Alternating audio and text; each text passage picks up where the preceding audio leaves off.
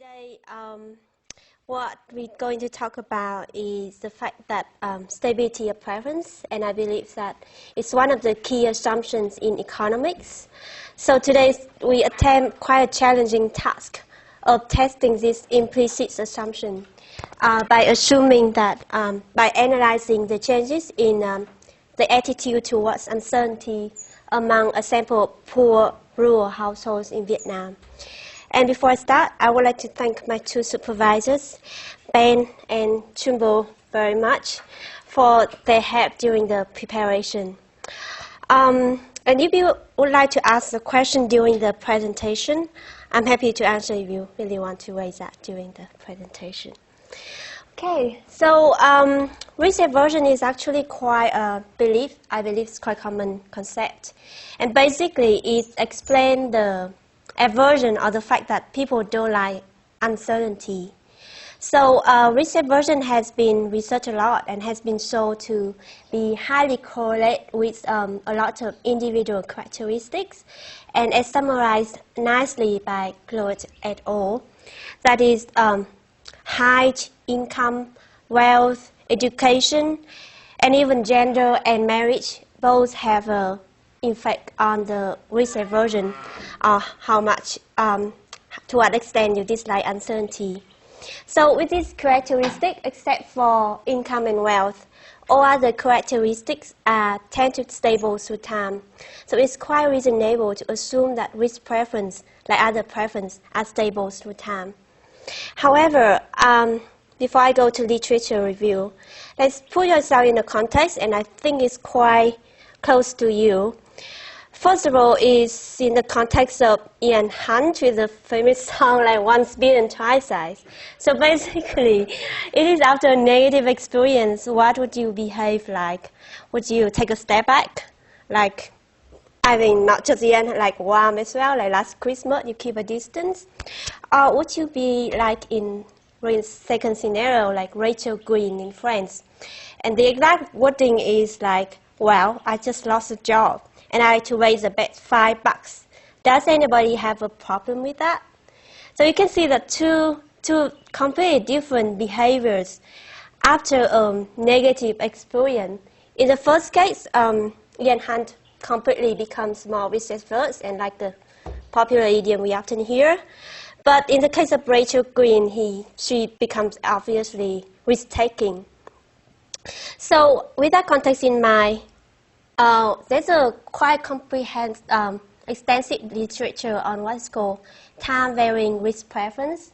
And from that, two factors stand out as very important and relevant. The first factor is wealth.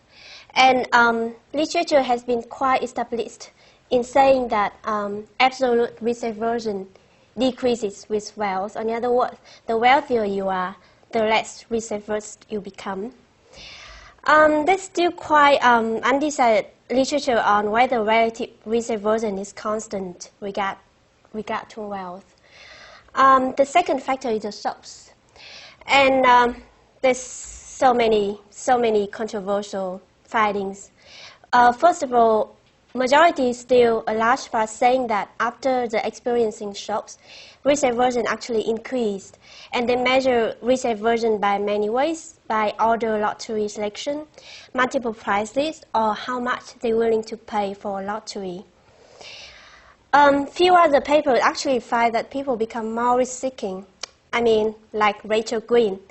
And they also use quite similar, like order lottery selection, or whether or not they choose to participate in a fixed payment lottery.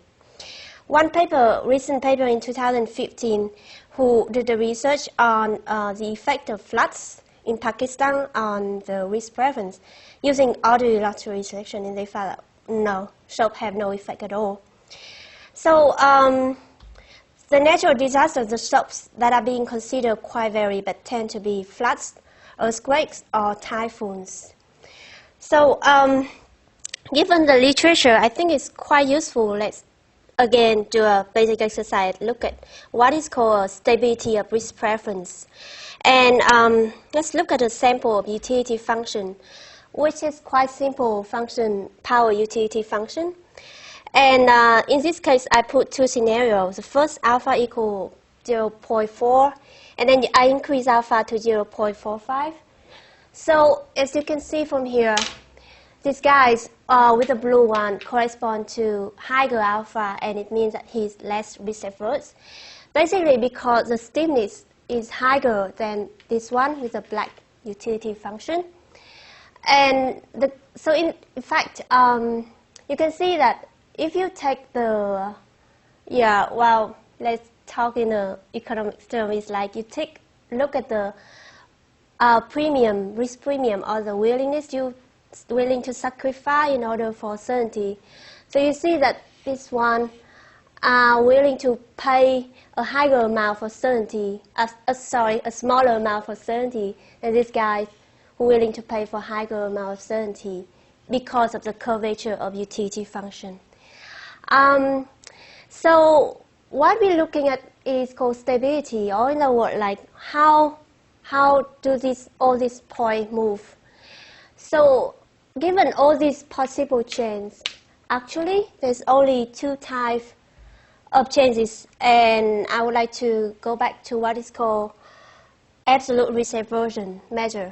So absolute risk aversion measure is very much like to capture the curvature of that, and you take the second derivative over the first derivative. And you see that actually there's only two types of changes.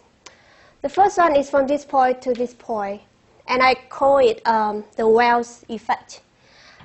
The alpha is actually the same. They are on the same utility function, but they become more risk-averse because their Wells is being reduced. The second change is the one that are interesting here. That is, their Wells is not affected, but they move from this point to that point, means that they become more risk-averse. And what is called a utility shift function, and what the literature has been trying to test. But there could be a confounding effect here because when shocks happen, it reduces the income. So the increase in risk aversion, it could be due to the reduction in income and not of the occurrence of shocks per se, which has been claimed by many literature works on increasing risk aversion.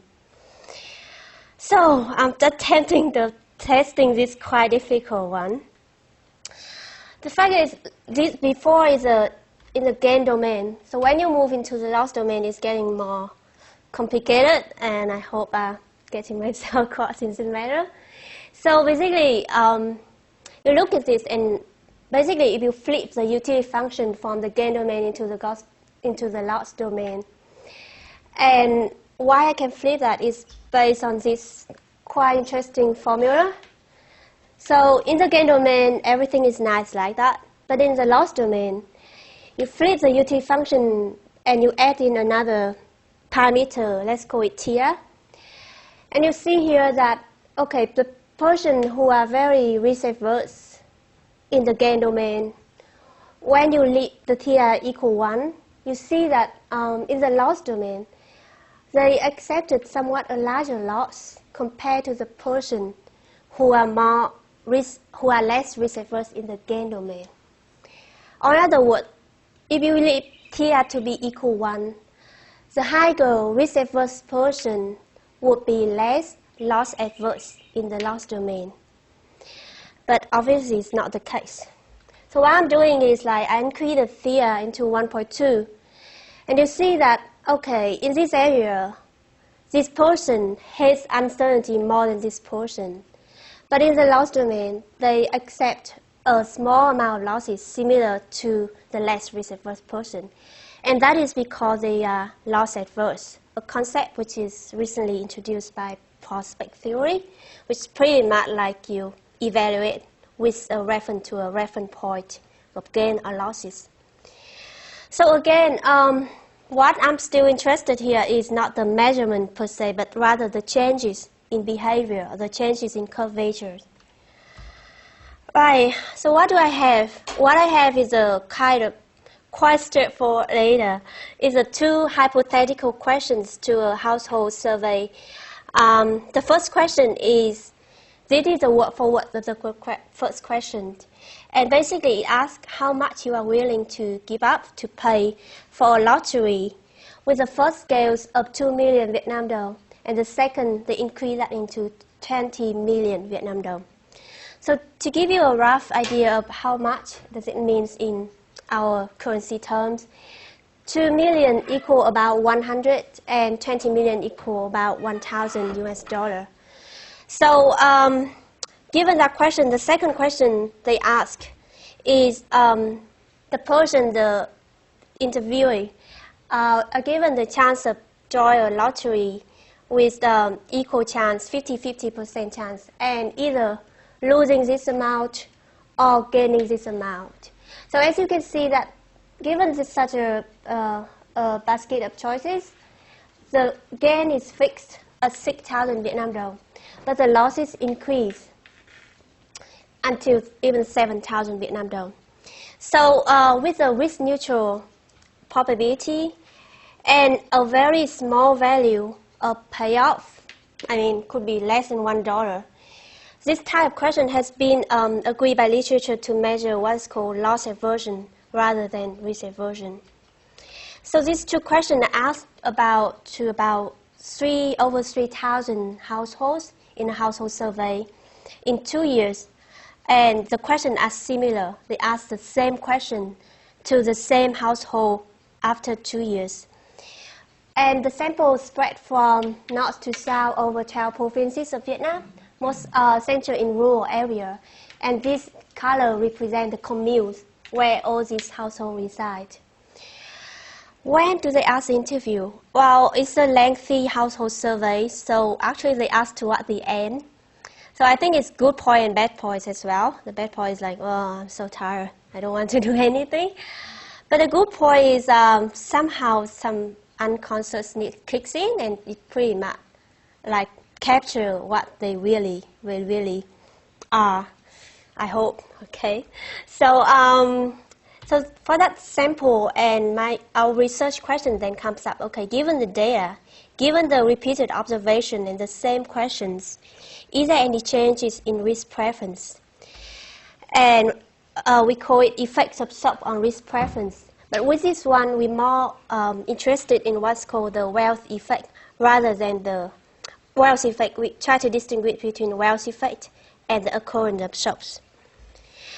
So to identify the SOPs, we're using the data from Joy Typhoon Warming Center, and just to put you the context, Vietnam lies between the latitude of hurricanes in Australia, or in the West Pacific, they call it typhoon.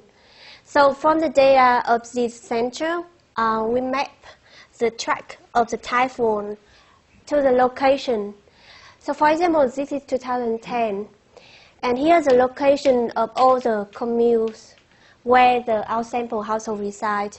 So this is a line display the track of the typhoon. So each of these dot star is an ice storm to signify the track. So from this ice storm, we take out only those that within the radius of 120 kilometers. Because why that distance?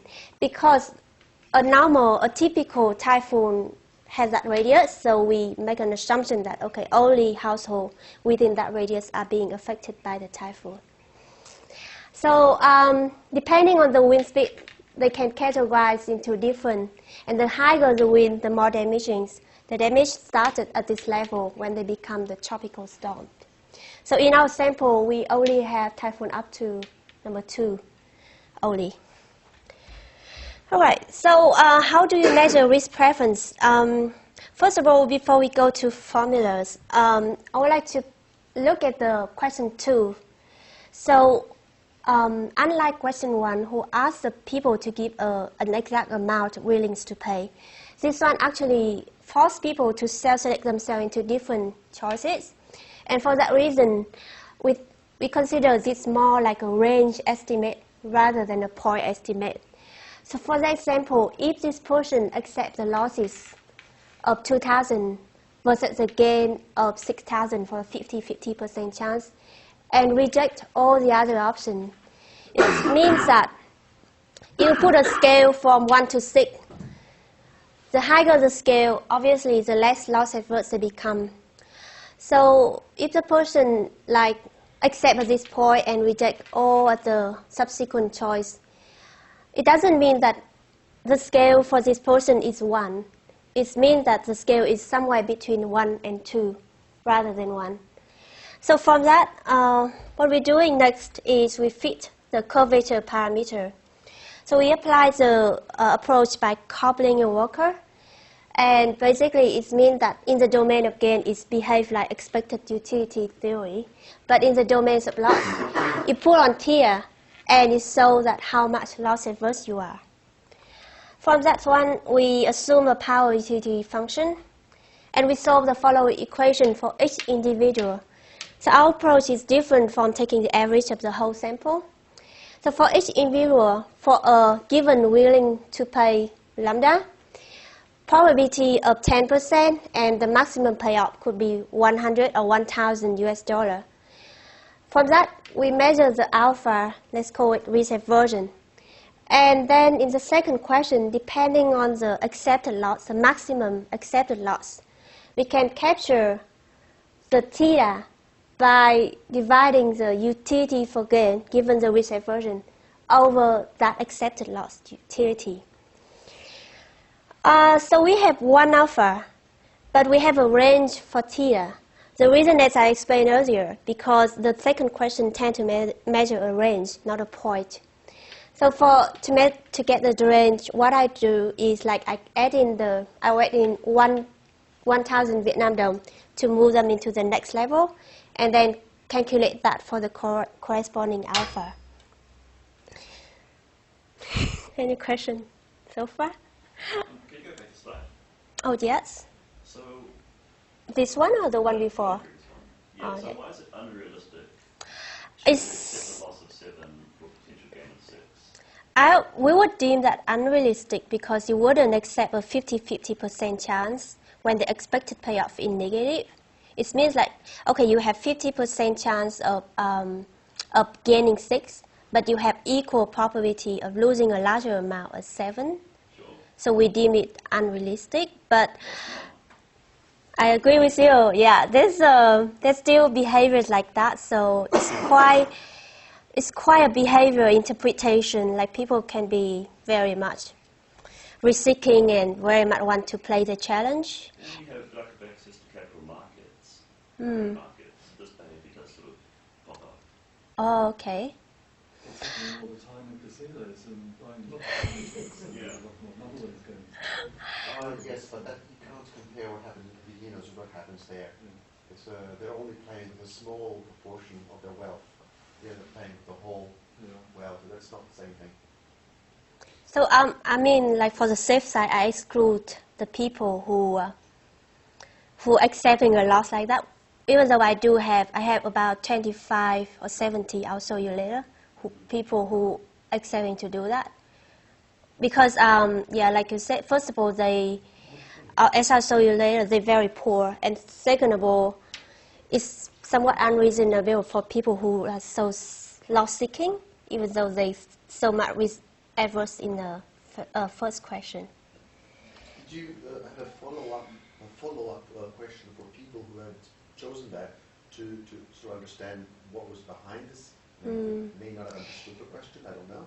Unfortunately, I mean, I wish. Unfortunately, I use a secondary layer, so that's exactly what the people do the survey. So very much, I wouldn't change or add in. So I just take the data as they are. You said you had 70 respondents in that category? Yeah, I can show you. Yeah, like who accept more loss than gain given the neutral. So about 1% of people. Very small about. I can show you in advance the results, which is, yeah. So in 2010, there are 25 loss seeker, and 2012, there's 64, so it's very small percentage. I can consider it outliers and exclude that from my results. Okay. So, yeah. I think the difficult one, I mean, like, controversial one is always like how you measure the curvature. So I just think that we let's assume that that's the way we measure at the moment. So this is an example of a few samples, and I hope that can explain. So this is how much they're willing to pay for the second question, for the payout of about 2 million Vietnam dong expected payout. So for this one, we got the alpha equal to 0.3. But when the person, the same household ID, increase the payout to 150, you have the higher alpha, signifying the less risk averse. Looking at the gain and loss ratio, for the accepted maximum accepted loss of 3, it means that they accept until it's 3 and we reject all after that. You have the gain and loss ratio of 2, but the actual tier is only 1.2, and the reason is because of alpha. So they are risk averse. So when they do the second question, part of that risk aversion due to what a lower utility, and the remaining is a loss aversion. That's kind of interpretation. So let's take an example of a risk-neutral person like this one. So they're willing to pay the expected utility of 2 million. But so that for that reason, you see that here is exactly similar to the gain and loss ratio. All right, so we have such data, and what we do next is our econometric strategy. It's very straightforward, very simple in the sense that first of all we do the income regression, and in that income regression, this is the per capita income in 1,000 Vietnam dong. This is a household characteristic, and this is a covariate shocks. Or in our case, it is a wind, the typhoon, in terms of wind speeds. So it could be 0 where there is no shocks, or it could be very high where there is high dangerous level of typhoon. We include the household fixed effect. From that income, we get the fitted income, and we include the fitted income in our second regression. First, to measure the changes in risk aversion. So, in addition to the household characteristics, we include the income, which is the fitted income of the previous regression, which has the shocks. The idea is like when we include both this factor and the correct shocks, which is exogenous, what we aim to capture is whether the effect of shock is through income or through the occurrence of shocks per se. So coming back to whether shocks decrease a wealth level and make them risk averse, or just the occurrence of shocks make them more risk averse, or utility shift function. Similarly, we do that for loss aversion, but we use an interval regression rather than point estimates as before. All right, so this is the household characteristics. First of all, samples are very poor in the rural area. More than 50% have less than $2 per day income. The average size is like 5, and about 3 of them are between the labor age. Few of them have small children. They have 50% chance of the member being male, and we also include a kind of idiosyncratic shock, which is the percentage of members who are ill. It's quite low here. On average, the head of the household finished the primary education, and this is a kind of average age. Most of households tend to be male rather than female, and then most of them tend to be this ethnic, but then a percentage of them are ethnic minority. The average wind speed that we have is 40, so it's way above the storm level, which is very damaging. About 50% of the household are exposed to such shock, and it's not surprising to me because Vietnam have a tradition of being exposed to a lot of typhoon and floods and disaster. In addition to the household characteristic, we include a dummy variable for the individual, the person who answers the question themselves. And the question is like, are they ill between the last 2 weeks? And the reason, because we want to capture any changes in emotions, because some papers say that when they answer such a risk elicitation question, the personal emotion tend to have an effect as well. So, like we mentioned above, the measurement of risk aversion is very much a point of view. So, in order to compare that, we compare our work, our measure, to two relevant work. The first one is by Hartog, who asked similar questions to a Netherlands population. Second is Tanaka et al., and she does that on Vietnamese household and use the same method as we do. Okay, so here's a summary of risk preference. Average willing to pay for the first question very small, and the same for the second question. Only 50% or 52% participate are willing to pay or give a positive amount. Compared to that by Hartog, we see that it's way lower. Yeah. And then average accepted loss is very low as well. In fact, more people become more loss averse when they change from the first question to the second one. More people reject it to the first when they change to the second question. More than 50%. When we calculate the parameter alpha, so for the first question, alpha is like the lower range of what is measured by Tanaka, while the second question, alpha is lower, signifying that risk aversion increased. For the theta, also we have a lower range compared to Tanaka. So as you can see that our sample are somewhat more risk averse and somewhat less loss averse than the sample that Tanaka have for the same Vietnamese population. As I mentioned again, I exclude the loss seekers. So income regression, all the coefficients are significant, but we're interested in this one. You see that Nguyen has highly damaging effect. So in terms of interpretation, one increase in NOT leads to a decrease of 34,000 Vietnam dong per capita income. The household with more labor, higher education of household head, higher age, have higher per capita income, whereas children seem to be a burden for the household, and especially the household who have ill member also have lower income. Right. So again, these are fixed household fixed effect with robust standard error. From the future income, this is our result for the curvature of the utility.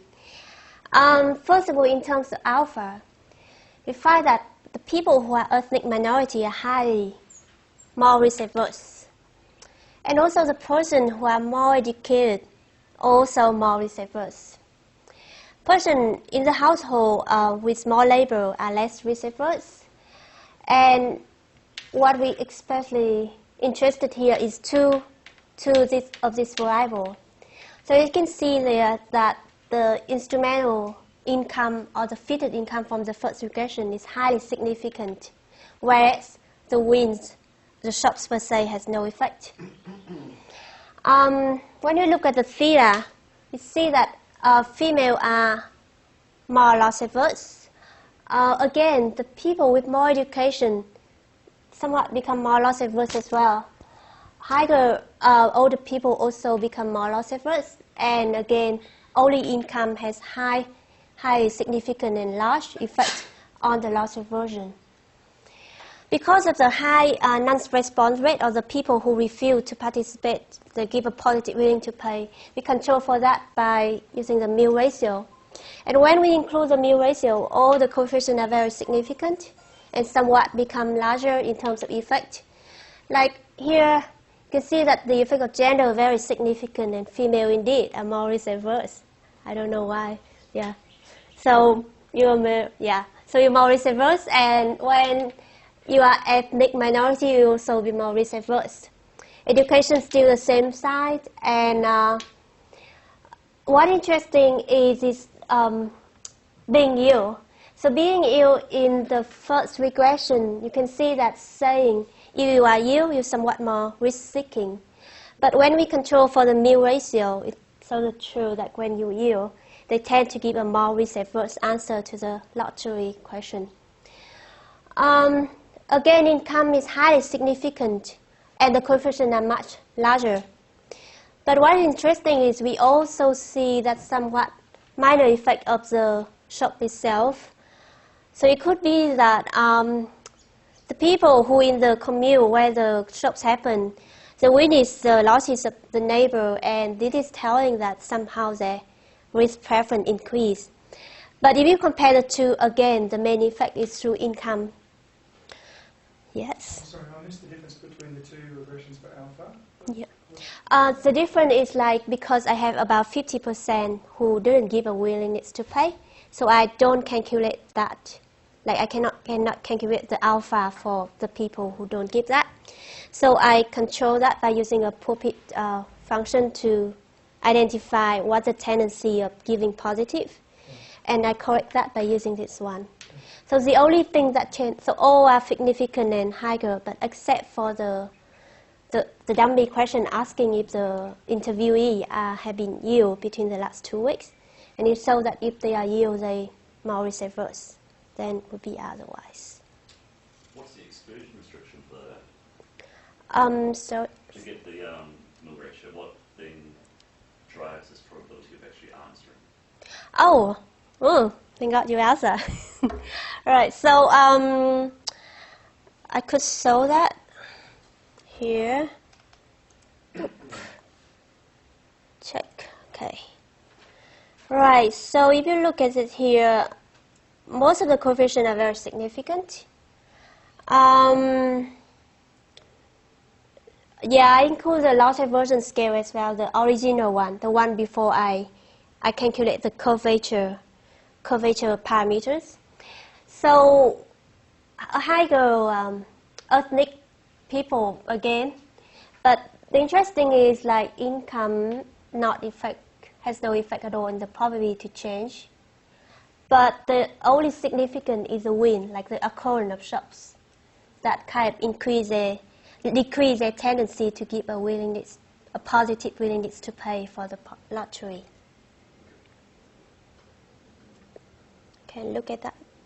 Is there a minimum wind value that has to be there? The minimum would be 0. It means that no wind, no typhoons happen in that area. So that would be 0. But the moment when the commune are affected by the typhoon, that would be the wind speed of the corresponding ice storm at that moment, at that place. But doesn't Vietnam rely on the typhoons for their production? That's quite an interesting question. It varies by the area. So if you, yeah, that's indeed. Vietnam is famous for floods. So if you happen to go to Vietnam during the flood season, it's not a good idea. It's in June to July. We have a lot of rain and water everywhere, especially if you go to that area. Yeah, this area, it's quite small though. Yeah, so this area is like highly prone to that. But because of topography, so this one is, so in this area, they are afraid of floods. They build dike and everything. But in this lower area, like here, we call Mekong Delta River, they actually like floods. The reason because where there's flood, the water increase and carry the sediments with that, and actually, I agree, it's actually good for them. But what I'm using is a wind speed, so it's somewhat more likely to capture the damaging effect on income, which I'm assuming. You did the analysis. I think that the results confirmed with Sajja comment that when the speed is not very high, you actually see a positive depression. Impact, Yeah. So improving income. But when at a critical point, that relationship. Yeah. So indeed, Chumbo and I did include the curvature, like the quadratic function. So it's performed quite well in the sense that if that level called depression, it causes an increase in rainfall and somehow beneficial for the income of agricultural households. So the turning point about 30.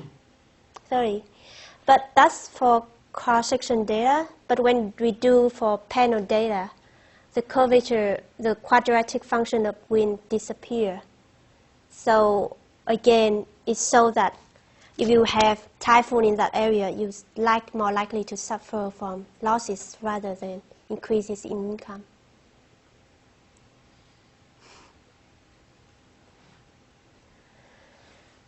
Okay, so I'll go to my conclusion if you have no other questions. Conclusion. Oh, I find myself quite difficult to arrive at the conclusion myself because indeed, what I can safely say is that, first of all, I have confirmed that individual characteristics like gender, ethnic minority tend to affect the people's inherent preference for risk or loss aversion. In fact, being ill, like how happy you are recently, also affects how you answer the lottery question, which I think is quite an important factor we must take care of when we want to measure the risk aversion through the lottery question. Finally, the effect of shock on curvatures tend to be through income. So given the majority of literature saying that, okay, after shocks, risk aversion increase, we can say that actually the utility function is the same, but what is changing very much the income effect, making people more risk averse. The only thing we're not quite happy about the education, which is quite irrational, but interestingly, a similar work by Tanaka et al. They also find a similar, like more educated person also somewhat become more risk averse. So I don't know, maybe you have something more to lose and you become more averse. Anyway, so we would like to improve our work more if we can correct for the high non-participation rates. This actually has been mentioned in literature as called narrow framing. So basically it means that the people who evaluate the prospect in a separate way, they don't do it additively. So they don't participate. Simply, they don't combine that with their own situation. So they call it narrow framing, but I haven't ventured much into this area. And also, we think that maybe a better shock variable can help us evaluate the loss aversion more, because somehow the loss aversion has been given us a lot of information so far compared to the risk aversion. So maybe a shock variable that can see the changing from gain to loss domain can bring out more information from that parameters. And that's the end of my presentation.